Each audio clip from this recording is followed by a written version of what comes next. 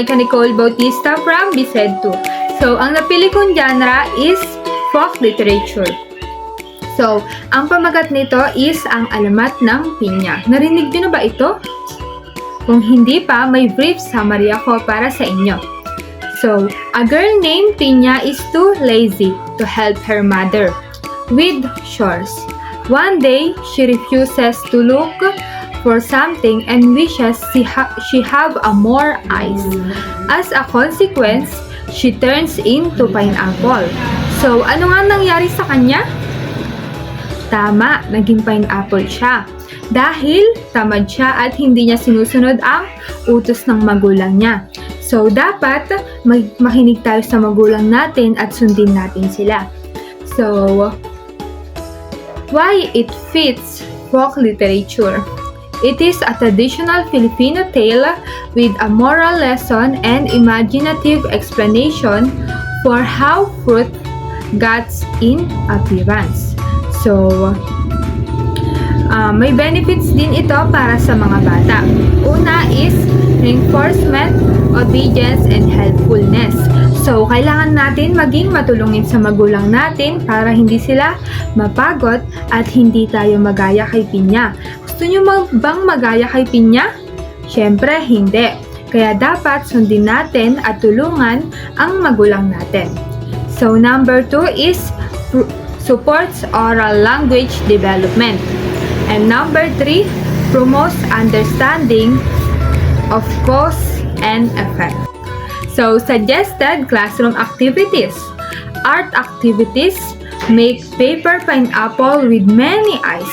So, kailangan natin magkaroon ng arts para gayahin ang maraming mata ni Pinya.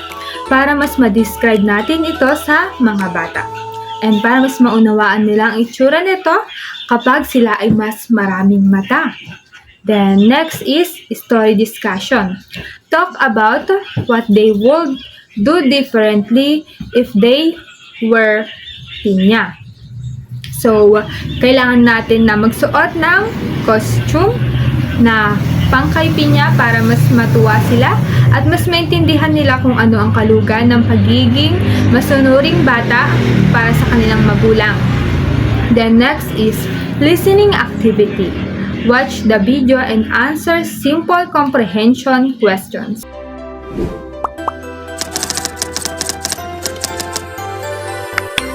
May kwento ako sa inyo na pinamagatang Ang Alamat ng Ampalaya.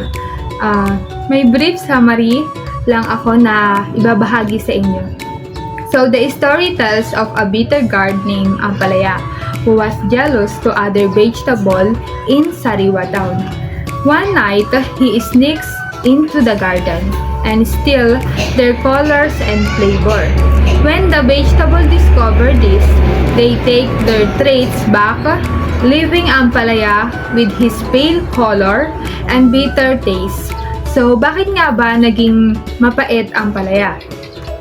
So, ninakaw niya yung ibang kulay ng vegetable and yung lasa niya. Kaya naging ganon yung lasa ng Ampalaya. So, dapat is matuto tayo na makontento sa kung anong meron tayo. And dapat is confident tayo na ibahagi ito sa ibang tao or sa ibang vegetable na nakakasalamuhan natin. So, why it feels folk literature? It is classic Filipino alamat or legend offering a creating explanation for the bitter taste of the Ampalaya. The story uses and cultural elements. So, ano nga ba ang benefits neto sa mga children? Teaches value like honestly, humility, and contentment. So, kailangan natin maging kontento sa sarili natin or sa kung anong meron tayo, like sa kulay natin or sa ugali natin or sa kung anong meron tayong kayamanan. So, promotes cultural awareness, love for Filipino history, and enhancing imagination and moral reasoning. So, suggested classroom activities.